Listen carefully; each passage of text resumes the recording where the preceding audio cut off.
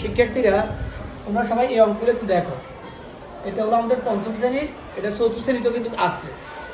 আচ্ছা, আমাদের এখানে দেখো কি লেখা আছে, আমাদের কাজগুলো করতে হবে। এই যে ভগ্নাংশগুলো হচ্ছে খালিঘরগুলো আমরা দেখতে পাচ্ছি, এই খালিঘরগুলোতে আমরা সঠিক সংখ্যা বসাবো। সঠিক সংখ্যা তাহলে আমরা একটু নিয়মটা একটু জেনে নিই। 3/1 সমান 6 খালিঘর। এখানে কত বড় লব নাই, হর আছে। প্রথমত তোমরা একটা জিনিস টার্গেট করবে, সেটা হলো এখানে 3/1, এখানে 3 আর এখানে কত 6। এটা কি বড়, এটার ডাবল, এটার বড় না, তার মানে এখানে বড় একটা ভগ্নাংশ হবে। তাহলে প্রথম কাজ হলো আমরা এই 6 দিয়ে এই 3কে ভাগ করব, হর দিয়ে আরেকটা হরকে ভাগ করব। 6 দিয়ে যখন আমি 3কে ভাগ করব, একটু খেয়াল করো, তাহলে আমরা এইভাবে এখানে আমরা কি কাজটা করব, ভাগের কাজটা করব। এখানে আমরা কি কাজ করব, ভাগের কাজ। 6 দিয়ে তুমি 3কে ভাগ করো 2, কত পেলা তুমি? তুমি ভাগ করে এখান দিয়ে করলা, কত পেলা? 2। এবার 2 দিয়ে আমরা কি করবো, এখানে যা পাবো তা দিয়ে আমরা উপরটাকে গুণ দিব, গুণ 1।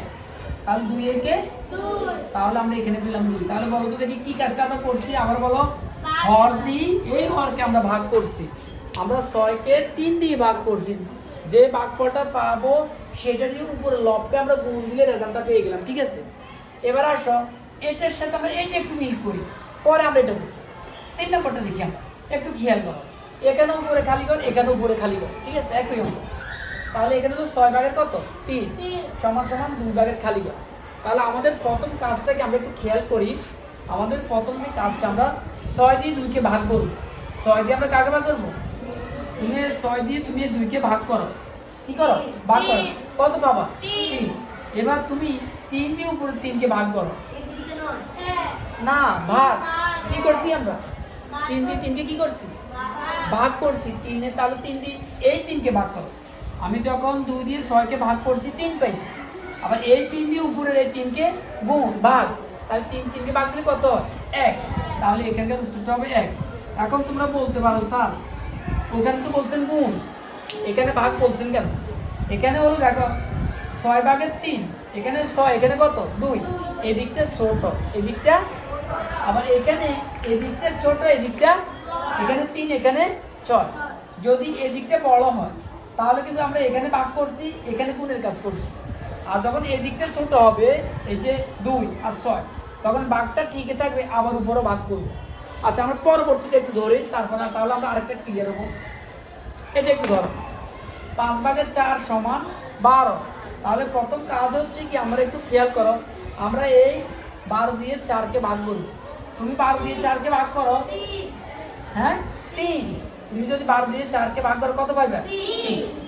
যা পাইবে তা দিয়ে এবার এটাকে গুণ কি করবো, তাহলে 3×5 কত হয়? 15। দেখো এখন গুণ করছি, তখন কিন্তু ভাগ করছি, এখন কি করছি, কেন? ওই যে দেখো 4 আর 12, 12 বড়, 12 বেশি, এইখানে প্রথমে ভাগ, পরে আবার কি হয়, গুণ। আচ্ছা, এরপর আসো এটাতে, আসো এটাতে, এখানে 12, এখানে 2, এদিক ছোট, তাহলে 2 দিকে ভাগ হবে। খেয়াল করো, যখন দেখবা যে আমরা যেদিকে কাজটা করব, তাহলে আমাদের এখানেও ভাগ হবে, এখানেও ভাগ হবে। এখন তুমি 2 দিয়ে 12কে ভাগ করো, 2 দিয়ে তুমি 12 করো 6, কত পাইছি? আমরা যখন 2 দিয়ে ভাগ করবো কত পাবো? 6। সেই 6 দিয়ে তুমি এবারে 54কে ভাগ করো, 54কে 6 দিয়ে ভাগ করো, কত পেলাম আমরা? 9। কত?